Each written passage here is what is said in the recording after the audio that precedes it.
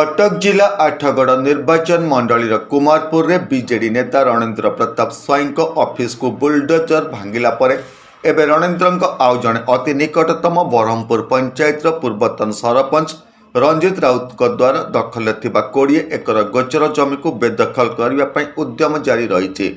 प्रकाशयोग्य Kumarpur BJD एक office गृह जो राजा स्वाईं विश्राम नियंती और मंत्रणा करती एक अनाबादी जमी सरकारी अर्थरे निर्मित गृह को एठाकर टाणुआ बीजेपी नेता अभय बारिक भांगी देइथिबार जणा पड़ी। नमस्कार, मु लिपिका आपण मानकु स्वागत करछि नुआ रूपरे होली टीवी ओडिया सहित जोड़िया पई आपण माने लाइक करंतु, सब्सक्राइब करंतु, शेयर करंतु। विभिन्न दुर्नीति को नहीं श्री बारिक ब्रह्मपुर पंचायत रे हो हल्ला करिथिला बेले एबे सेठारे रंजित राउत 20 एकर गोचर जमी रे कुकुड़ा फार्म करने सहित विभिन्न पोखरे माछ चाष करुथिबार सूचना पाइतिले। एही तथ्य बल अंचल बहु छामुआ नेता सहित जगतपुर तहसिल घेराव करी तहसिलदार को घटना उपरे अवगत कराइतिले। गोटे सप्ताह मध्य जदि कौन पदक्षेप निया न जाए ताहले एही आंदोलन को तीव्र कराजिबो बोली गणमाध्यम रे प्रकाश करथिले। या सहित रंजित और राजा स्वाईं मध्य विभिन्न दुर्नीतिकर घटना को खूब शीघ्र लोकलोचन को आणिबे बोली प्रकाश करथिले।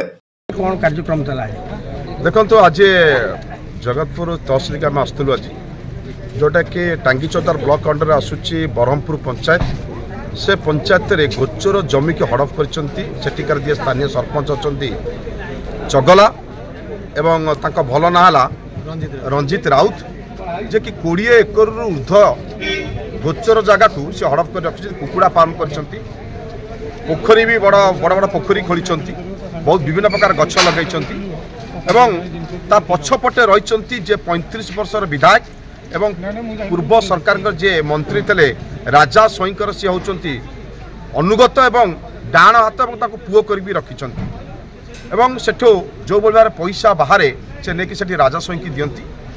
आपड़ जानते 2 दिन पूर्व आठगड़ ब्लॉक अंडर जोटा आसूला कुमारपुर पंचायत रे जे डाण हाथ रंजन आचार्यर गोचर जगह उपर जो घर करते विजु जनता दल कार्यालय ता भंगा जाइए।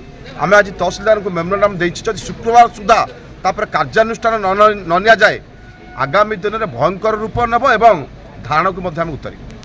अन्य पक्षरे स्थानीय सरपंच जोगाजोग करिबारु से कहले घटनाटी सत एही सबु जमी गोचर नुहे जंगल किसम मध्य रही। चौद्वारू बबिता बेउरांक रिपोर्ट, होली टीवी ओडिया।